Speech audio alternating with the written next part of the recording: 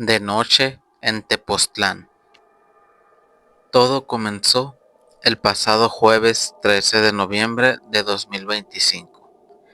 Viajé desde Zacatepec hacia el místico Tepoztlán, Morelos, invitada por unos amigos. Como muchos saben, yo me considero una consentida de los extraterrestres y no podía dejar pasar la oportunidad de visitar un lugar con tanta carga energética.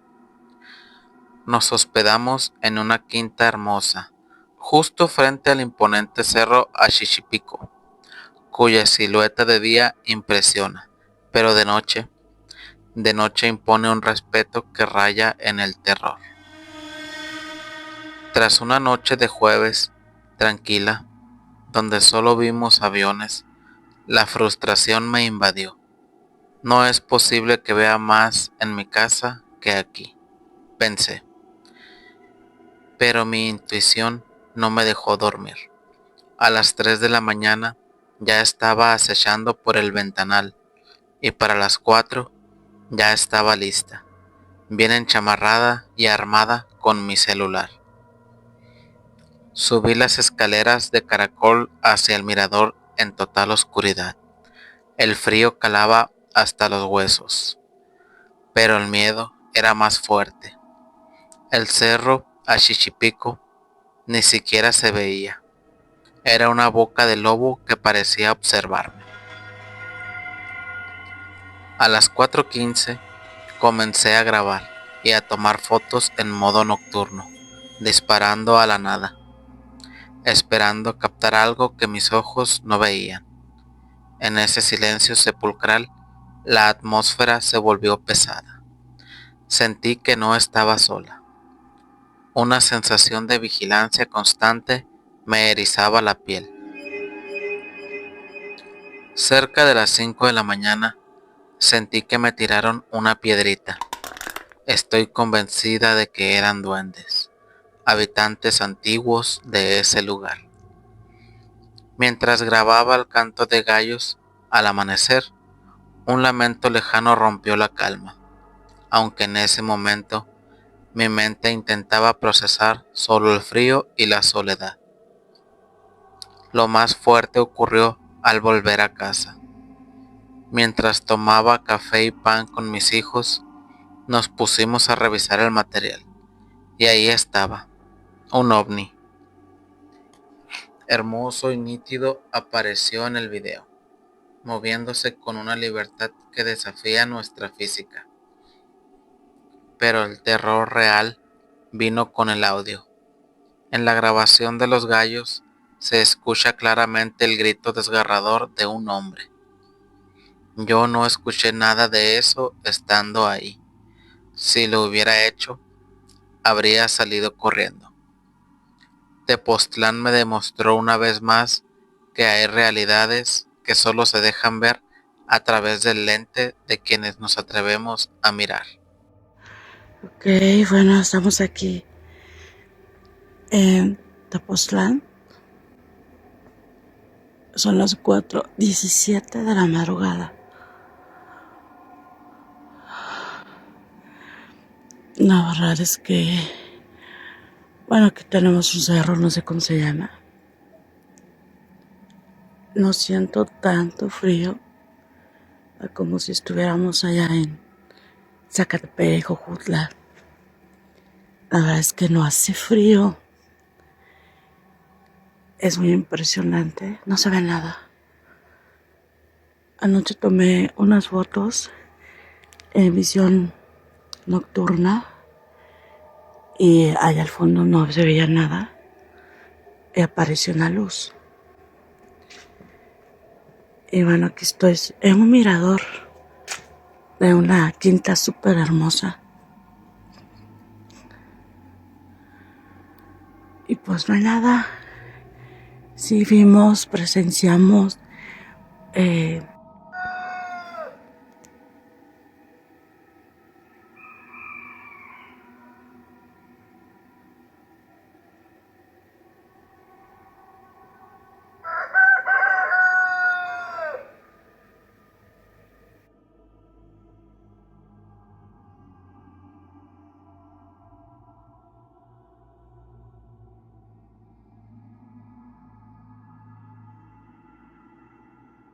Esto sucedió en Nogales, Sonora, en la frontera. Hace muchos años atrás, cuando estábamos morros, acostumbrábamos a jugar fútbol hasta muy noche en la calle del barrio, bastante típico y común hace años atrás. Teníamos entre 14 y 17 años la mayoría. Sin embargo, un día yo no externé nada, pero de la nada se me quitaron las ganas de jugar esa noche. Aún así, seguimos jugando. Cuando un amigo tomó la pelota con sus manos y dijo que quizá no deberíamos seguir jugando esa noche, porque presentía que algo iba a pasar, que era mejor que nos vayamos cada quien a nuestras casas. Otro amigo dijo que tenía razón, que no se sentía cómodo, que el ambiente estaba raro. Justo sentí lo mismo, pero no dije nada antes que ellos. Por lo que nos despedimos y cada quien tomó en dirección a su casa. Todos vivíamos en la misma calle, solo unos más adentro que otros. Mi primo y yo caminamos hasta el fondo junto con otro amigo, ya que éramos los que vivíamos más lejanos de donde estábamos esa noche. Despedimos a nuestro amigo y mi primo y yo seguimos caminando hacia el fondo de la calle. Faltando 4 casas para llegar, aproximadamente 40 metros antes, sentimos como algo nos pasó volando por encima, como si fuese un ave gigante, ya que sentimos una especie de viento muy fuerte y a la vez como rompía el silencio el mismo aire, mas nunca vimos nada. ¿Sentiste eso?, me preguntó mi primo. Sí, le respondí. Apúrate para llegar más rápido a la casa, le dije. Apuramos el paso y apenas unos segundos después de sentir ese viento, escuchamos perfectamente una especie de entre lamento y carcajada. ¿Escuchaste eso, loco?, me preguntó mi primo. Sí, le respondí con un miedo como pocas veces había sentido. ¡Corre! ¡Hay que correr rápido!, le dije. Llegamos a mi casa y él siguió a la suya, que está justo detrás de la mía. Escuché que abrió la puerta de su casa y me quedé tranquilo. Mi abuela me preguntó que por qué me había metido tan temprano en esa ocasión, y solo me limité a decirle que no hubo con quienes jugar. Nunca le dije de aquella sensación extraña en el ambiente que todos sentimos. Esa misma noche, pero más tarde, escuchamos detonaciones muy fuertes de armas de fuego. Mi abuela me advirtió que no saliera, que podría pasar algo. Pero en eso mi tío salió de su casa para asomarse a la calle, algo bastante típico en muchas partes de México, por lo que yo también salí a ver si miraba algo desde la barda de mi casa. Minutos más tarde, empezaron a escucharse sonidos de patrullas o sirenas que se acercaban más, pero no mirábamos nada. No eran muy habituales las redes aún, por lo que no sabíamos lo que sucedía. Momentos después, de una calle arriba bajó otro amigo y su primo, con quienes estábamos jugando fútbol momentos atrás. Iban corriendo hacia la calle que estaba un poco más abajo de donde estábamos jugando fútbol, por lo que le grité a mis amigos que me esperaran, pues quería saber yo también qué estaba pasando. Llegamos a la calle, justo pasando una curva de donde estábamos jugando antes, cuando vimos que estaba rodeado de patrullas y de gente que éramos testigos de lo que había sucedido. En el suelo, junto a una carreta donde vendían comida, se encontraba tirado un hombre que estaba relacionado con el crimen. Varios impactos de bala eran notorios en él y corría sangre, bastante notorio y algo prolongado. Regresamos rápidamente de vuelta al barrio hasta llegar a mi casa. Mi abuela me regañó por haberme ido. Estaba bastante molesta y con justa razón. Ahora, como adulto, lo entiendo. Apenas llegamos e hice el comentario que habían desvivido a esa persona, la cual todos conocíamos en el barrio para mal. Fue entonces que mi primo me cuestionó. ¿Recuerdas cuando nos regresamos de jugar fútbol? El viento, el lamento. ¿Te acuerdas? Decía algo alterado. Sí, le respondí. Eso que escuchamos, eso que nos pasó volando por encima, fue la muerte, dijo mi primo. Me quedé serio, no supe qué decir. No sabía qué pensar. Estaba totalmente desconcertado o quizá en shock por la escena que vi. Mi tía, la mamá de mi primo, comenzó a preguntarle qué había pasado. Mi primo volvió a contarle lo mismo, que cuando íbamos de vuelta sentimos un viento bastante fuerte, como si un pájaro muy grande pasara sobre nosotros, y que justo después escuchamos ese lamento fuerte y extraño. Mi abuela, igual molesta, me dijo que eso sucedía por andarnos yendo a jugar en la noche. Nunca supimos realmente qué fue, nunca vimos nada. Si soy sincero, pero todo fue real, realmente sucedió. Lo que sentimos y oímos fue real. No sabemos si fue una coincidencia con la muerte de aquella persona o si estuvo relacionado. Si, como comentó mi primo, fue la muerte que venía por aquella persona. Pero lo cierto es que esa noche el ambiente estuvo tenso e incómodo. Sentimos el viento, escuchamos el lamento y un hombre perdió la vida. Y junto a ese hombre también un adolescente inocente que se encontraba comprando comida. Al otro nunca lo vi tirado en el suelo. Fue muy rápido todo por increíble y largo que parezca. Pero de la pérdida del otro nos enteramos a los días por pláticas de los morros del barrio. Todo esto realmente sucedió en Nogales. Nos sucedió a nosotros.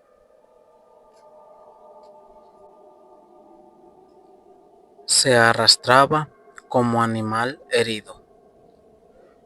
Yo soy policía. Por motivos de seguridad y privacidad, no diré de dónde, pero soy de México. Ese día estaba en turno nocturno. Estaba patrullando la ciudad cuando me llegó un reporte de la central. Aparentemente una serie de llamadas indicaban lo mismo. Había una persona herida en algún lugar a las afueras de la ciudad. Yo era el más cercano, así que fui a toda prisa. Tardé quizá unos 20 minutos en llegar al lugar, iniciando mi trabajo preguntando a una de las personas que reportó el acontecimiento. Esa señora me dijo lo siguiente cuando le pregunté cuál había sido el problema. Hay una persona herida arrastrándose por la calle. Me indicó la dirección y yo rápidamente me di a la búsqueda. Para ese momento serían las 2 de la mañana. En total, habían sido 4 llamadas diferentes de personas reportando la misma situación en la misma colonia, por lo que me di a la tarea de buscar a la víctima. Una patrulla venía en camino a apoyarme. Tardaría unos 10 minutos más aproximadamente. Recorrí unas calles en mi patrulla sin dar con la supuesta persona herida, hasta que llegué a una sección donde había un terreno baldío enorme, en el cual vi que el zacate se estaba moviendo abruptamente. Me bajé de mi patrulla y caminé con la linterna en la mano para ver si se trataba de lo que toda esa gente reportó. Fue entonces que a lo lejos pude distinguir unas manos abriéndose camino frente a él. Ahí fue cuando comencé a dar en voz alta avisos y a realizar preguntas. Buenas noches. Alto, detente. ¿Estás bien? Oficial de policía, ¿está herida? Eso y muchas cosas más. Mientras seguía acercándome a esa persona, las cuales estaban a unos 10 metros de distancia. No recibí respuesta alguna, pero esa persona seguía arrastrándose por el pasto sin dirección aparente. Fue entonces que pude notar que la figura que se arrastraba era la de una mujer desnuda. Una mujer muy delgada y de cabellos largos y negros. En ese momento pensé lo peor, que había sido atacada, que la asaltaron y que la apuñalaron, que era una viciosa de algún químico en específico. Yo comencé a ver en el pasto aplastado por donde ella pasó, si había sangre o algún fluido extraño, pero no vi nada malo, así que descarté cosas y me fui por la opción de que quizá era una adicta en un mal viaje.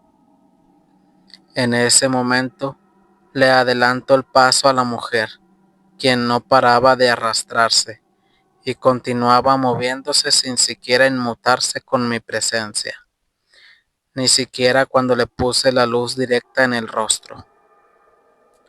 Una vez que le corté el paso, le pedí que si podía levantarse, pero ella estaba en trance, pues solo intentó esquivar mis piernas y continuar arrastrándose, jadeando en el proceso.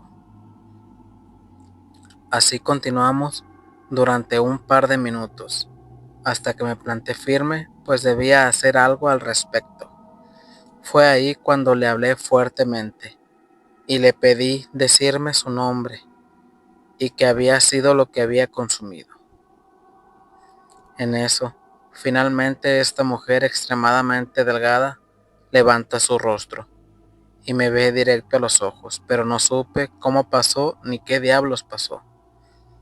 Pero la mujer que estaba allí, tirada y arrastrándose en el piso, dejó de ser una persona y de la nada ya era un perro enorme. Un perro el cual ahora estaba ahí en el pasto, tirada de patas hacia abajo, con la lengua de fuera y chillando de dolor. Yo cuando vi ese cambio abrupto, sentí un terror enorme. Mi reacción posterior fue la de sacar mi arma y ponerme alerta en mi alrededor. Pensé que había caído en la broma de alguien que me quería lastimar, o no lo sé. Creo que sufrí un poco de pánico momentáneo.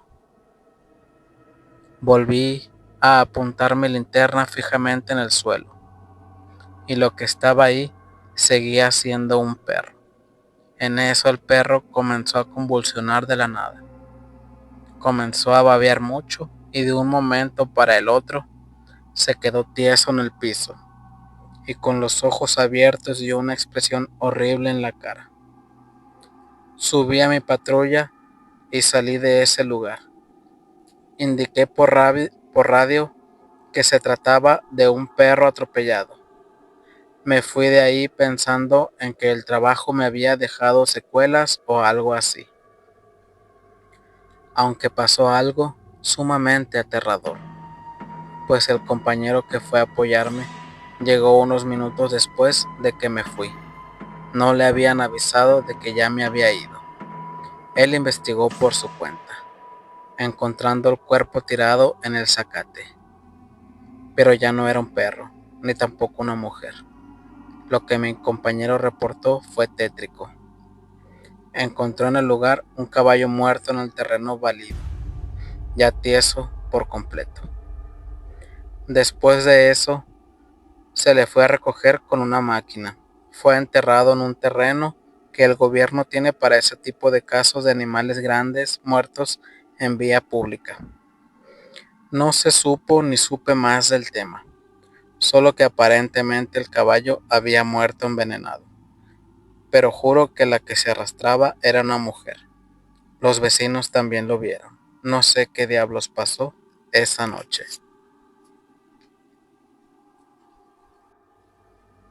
El raite a Bahía de Quino. Corría el año 2012. Estábamos en Bahía de Quino, Sonora, para ser exactos, una semana después de las elecciones de Peña Nieto. Como todos los sábados después de trabajar, nos íbamos de vuelta a Hermosillo. No obstante, ese día fue muy notorio que no nos gustó el ambiente. Ni la bruma de la noche nos detuvo, y nos enfilamos de vuelta hacia Hermosillo a las 11 de la noche. Antes de salir de Quino Viejo, estaba una mujer pidiendo raite con 6 niños. Mi esposo me dijo: no les vayas a dar raite, porque más adelante te va a parar la policía y te va a multar. A lo que yo le contesté: no puedo dejar a esos niños aquí a estas horas, y decidí darle raite a toda la familia. Cuando todos se subieron a la caja de la camioneta, les dije que me dijeran dónde iban a bajarse. Uno de los niños me contestó que si nos enfilábamos rumbo al poblado Miguel Alemán. Sin embargo, unos 7 kilómetros antes de llegar, me pidieron bajar en una parte solitaria donde no se veía ni una luz. Les dije que me dieran chance de bajarme para que pudieran bajarse a gusto. Se perdieron entre el monte y la oscuridad, tanto los niños como la mujer. Seguimos nuestro camino rumbo a Hermosillo, y al pasar por el poblado, justo a las 12 de la noche, íbamos pasando los 7 cerros cuando de repente mi esposo empezó a gritar. Fueron cuestiones de segundos en lo que él escuchaba con un ser de ultratumba y se quería tirar del carro. Yo alcancé a agarrarlo de la camiseta, impidiendo que él saliera del carro en movimiento. Pero él gritaba muchas cosas que me consternaron en ese momento. Me puse a orar y a rezar, pidiendo que todo estuviera bien. Cuando por fin logré estabilizar el carro, me bajé fuera de la carretera. Mi esposo estaba desmayado y yo implorándole a Dios que me ayudara, porque no supe qué pasó en realidad. En ningún momento vi algo feo, pero sí vi que él luchaba contra algo dentro del carro. Cuando por fin despertó, le pregunté qué pasó, y me dijo que una mujer muy fea como una bruja estaba encima de él. Después, platicando la historia, me dijeron que yo no la vi porque en realidad yo sí le di el raite, y ella lo que quería era sacar a mi esposo del carro, por haberse rehusado a que yo les diera raite. Desde esa vez, nunca jamás volvimos a Bahía de Quino.